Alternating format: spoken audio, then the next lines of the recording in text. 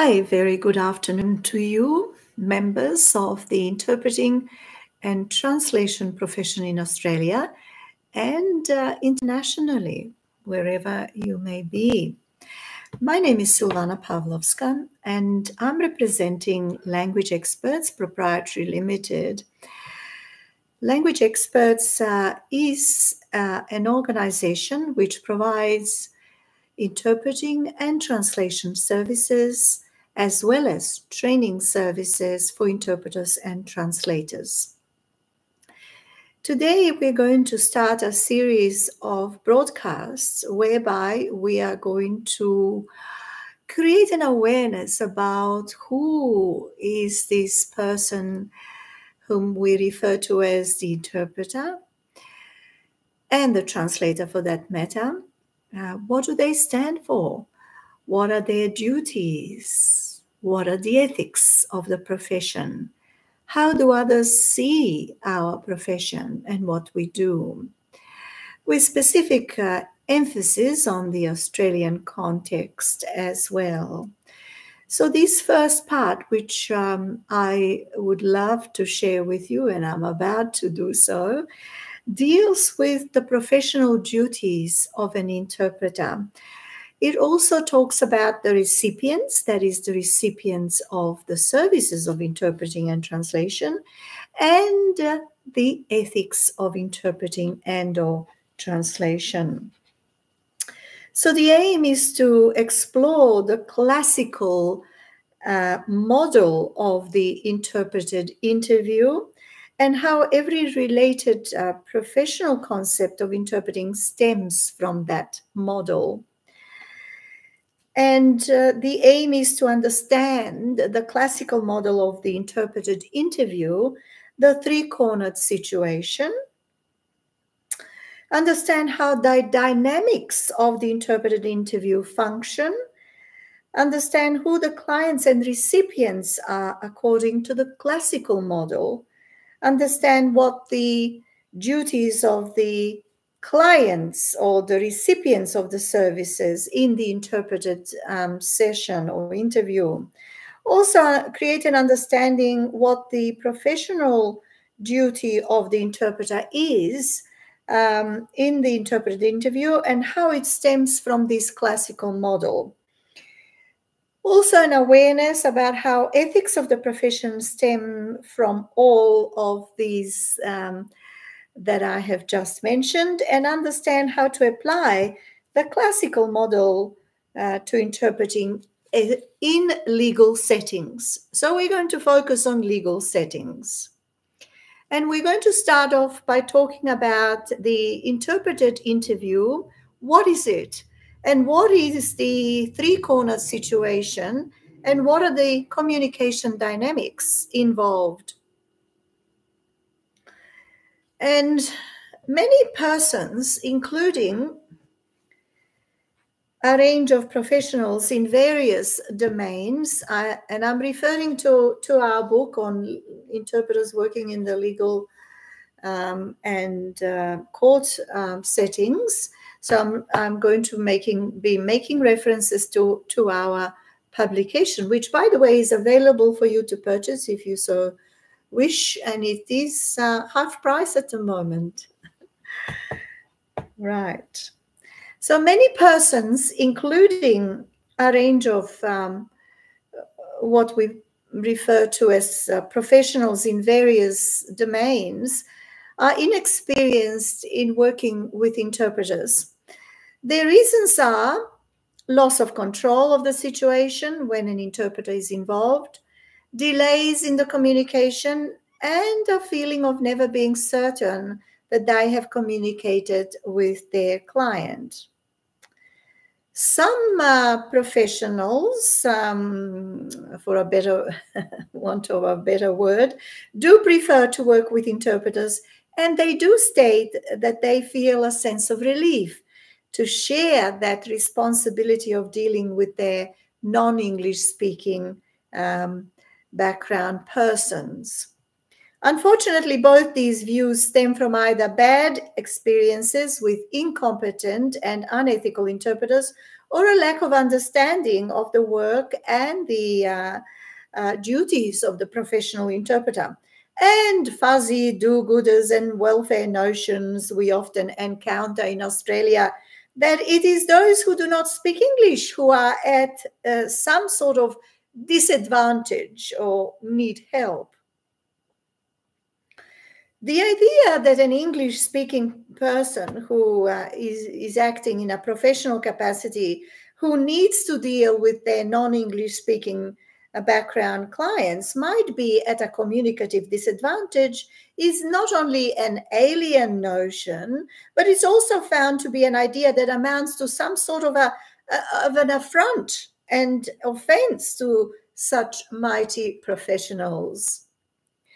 Yet the question these English-speaking professionals have not asked themselves is, if I earn a living by providing my professional services to non-English speaking clients, how is the communication issue not my professional responsibility or problem?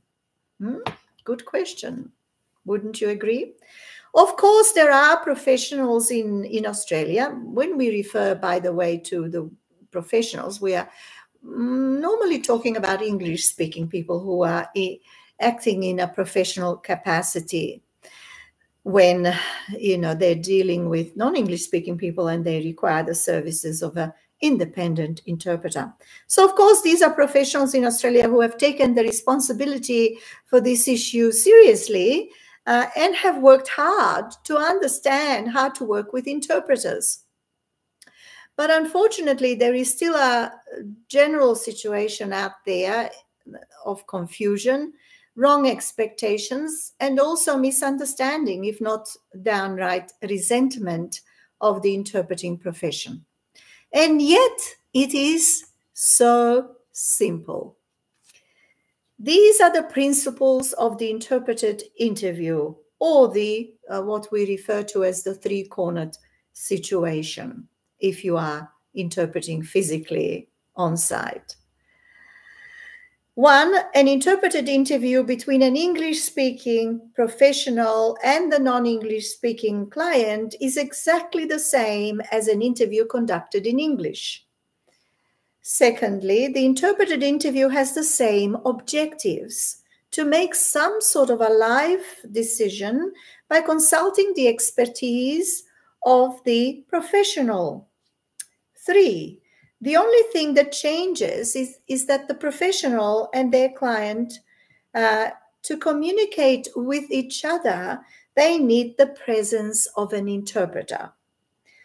This will certainly change the conversation and the time dynamics, in that the interview will usually take twice as long to complete, since everything has to be repeated in the other language. However, this is the only change, and it is a practical one of time management and management of the flow of communication. The presence of the interpreter doesn't change the communicative responsibilities of the professional and their client. They are still 100% responsible for how they will communicate with each other, who will say what, and how they will say it. The interpreter's responsibility is to transfer the meaning across the two languages fully, accurately, and in a way that is appropriate to the cultural context of that interview. The interpreter does not advise, advocate, or act on behalf of the either party. Therefore, the original responsibility for how the interview is conducted remains intact. The professional, that is the English-speaking person, and their client continue to be responsible for how the communication is conducted. The professional continues to have responsibility for how the interview is conducted, and the professional controls that interview. The interpreter has the responsibility for all transfer of meaning, comprehension of the utterance in the source language, clarification if necessary, and formulation of the utterance in the target language. Note that in most face-to-face interpreted interviews, dialogue interpreting is used. So the conversation model of turn-taking applies. The first party will speak, they will finish, and this is interpreted for the second party. The second party replies, they finish, and this is interpreted to the first party. Therefore, in such interviews, both the English and the language other than English are alternately both source languages and target languages. Therefore, because the interpreter provides transfer services to both the English-speaking so-called professional and the professional's client, the interpreter automatically has two clients or recipients of service. We prefer to refer to them as recipients of service. English-speaking person and the other language-speaking person, recipients of the interpreting service. The dynamics of normal and interpreted interviews are often represented schematically as follows. So you've got one party, let's say, sitting on my left, who's the English-speaking party, and opposite them is sitting their client, who is non-English speaking.